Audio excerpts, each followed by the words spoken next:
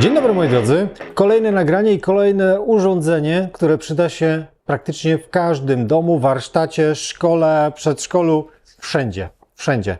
Czyli ładowarka porządna, bardzo szybka i bardzo mocna. Ugreen PD 100W, pierwsza liga. Co mamy w opakowaniu? Nic nie mamy, bo Jarek już to wszystko wyciągnął i używa od kilku dni, testuje. Działa to naprawdę genialnie. W opakowaniu był przewód zasilania i sama ładowarka. I przewód zasilania jest prawie 2 metry. No myślę, że spokojnie 2 metry ma, ale chcę Wam pokazać tylko, że to jest kawał przewodu. To nie jest byle... Zobaczcie. Myślę, że spokojnie to jest 2 razy grubsza niż standardowy przewód.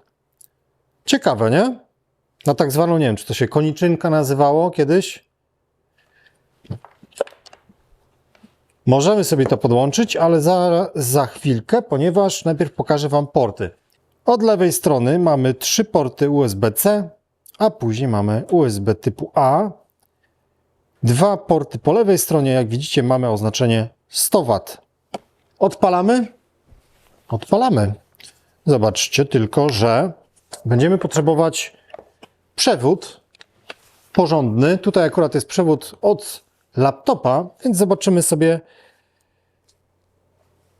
Ale tutaj mam power bank, który będzie nam pokazywał prądy i napięcia ładowania, więc będzie widać praktycznie wszystko, co nas interesuje przy takim sprzęcie.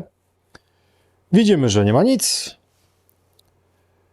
Widzimy, że nie ma nic. Jest to 25% stan naładowania. I odpalamy i zobaczymy, co będzie. To chwilkę trwa, urządzenia się synchronizują i ustalają tak naprawdę maksymalny prąd czy napięcie. I zobaczcie, idzie tutaj spokojnie 15 V, 6 A.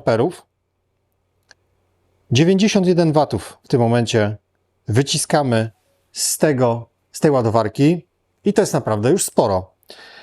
Jeśli chodzi o podłączenie telefonu, zobaczymy też tutaj USB-C na USB-C i powinno się pokazać, czy tryb ładowania. Dwie te iskry takie, błyskawice i mamy oznaczone jako super szybkie ładowanie, tak? Zaraz. Tak, super szybkie ładowanie, 30 minut do pełnego naładowania.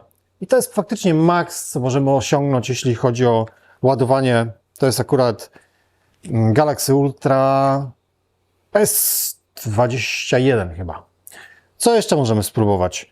Możemy spróbować, niech się tutaj ładuje ten powerbank, a dodatkowo jestem ciekaw, czy coś spowolni, jak będziemy na przykład w tym samym czasie ładować, no na przykład, co?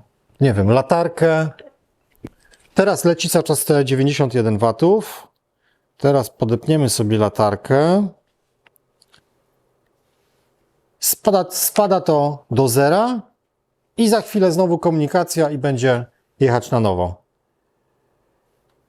58, czyli podłączenie kolejnych urządzeń, przynajmniej na USB typu A, troszeczkę obniżyło, czyli do 4 A z 6 spadło to. Co i tak jest nieźle, to jest 60 W pchane na takiego powerbanka. Co możemy jeszcze podpiąć? Oczywiście, no co, możemy podpiąć laptopa, nie? Tylko teraz nie będziemy chyba widzieć tych prądów, chyba że pokusimy się i zaraz zobaczymy, czy to się nam uda. Możemy podpiąć w taki sposób, czyli tutaj przez ten miernik taki,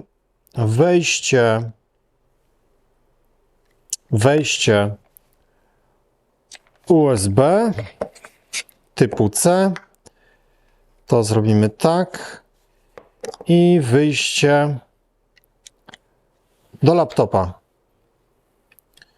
I zobaczymy, co nam pokaże miernik.